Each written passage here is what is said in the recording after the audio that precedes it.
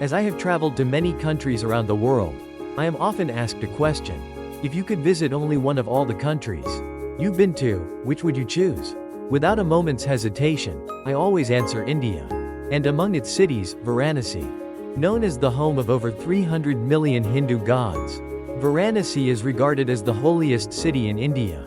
Unlike many other historic cities, Varanasi has no grand palaces or magnificent ancient ruins, nor does it boast breathtaking natural scenery.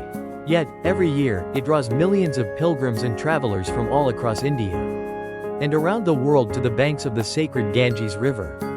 Varanasi, located in the state of Uttar Pradesh, is the spiritual heart of Hinduism.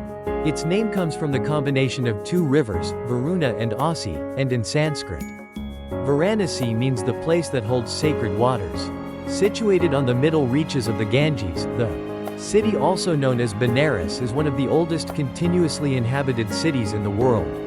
For thousands of years, Varanasi has been a center of learning and civilization in India. Hindus believe that dying in Varanasi grants liberation from the endless cycle of birth and death, and that bathing in the waters of the Ganges here cleanses one of all sins committed in this life. The city lies along the banks of the Ganges River. The area on the western side of the river, where the water flows northward, is considered especially sacred. Every morning, countless Hindus gather there to face the rising sun and pray. Varanasi, the holiest of Hindu pilgrimage sites, is home to more than 1,000 temples. It is also revered in Sikhism, Jainism, and Buddhism. The city itself is a chaotic mix of rickshaws, people, and noise, dusty and disorderly, like many Indian cities. Yet just a few steps away, through a narrow alley that opens onto the Ghats along the Ganges, one encounters an entirely different world. The river flows majestically and silently, and a profound sense of calm replaces the chaos. In Varanasi, confusion and serenity coexist in a single space, revealing another side of India. Stretching nearly 4 kilometers along the Ganges are the Ghats stone steps, leading down to the river. Originally built as bathing places where devotees could wash away the deeds of past and present lives, the word ghat from Bengali refers to any set of steps descending to a body of water.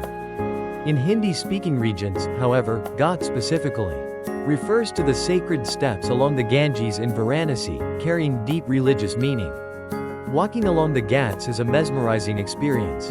Along the way, one encounters gurus meditating, pilgrims performing rituals, and people bathing in the holy water. Some take boat rides across the river, while others conduct cremation ceremonies.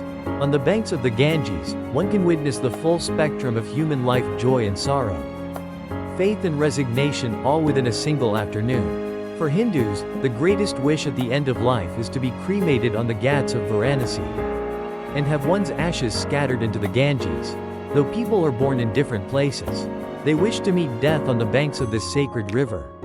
To Hindus, the Ganges is a divine lifeline, and the Ghats are always crowded, with devotees eager to immerse themselves in its waters and drink from its holy current. The sight of funeral pyres burning by the riverside is a daily reality in Varanasi. Even those who might appear, by our standards, to be beggars or vagrants on the Ghats often live as ascetics or philosophers.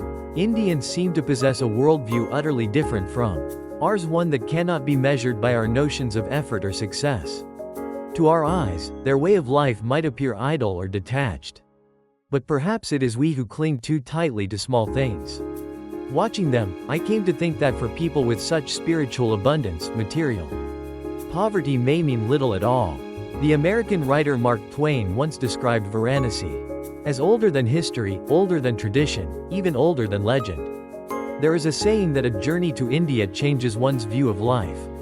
Perhaps not everyone experiences that transformation, but most who visit come back deeply moved. It is well known that John Lennon of the Beatles and Steve Jobs both found turning points in their lives during their travels in India.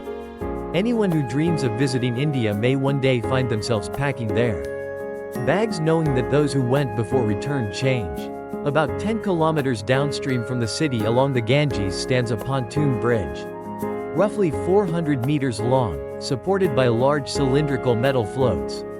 Crossing the bridge, one reaches the Ramnagar fort on the opposite Bank, a grand structure built in the 18th century by the Maharaja of Kashi.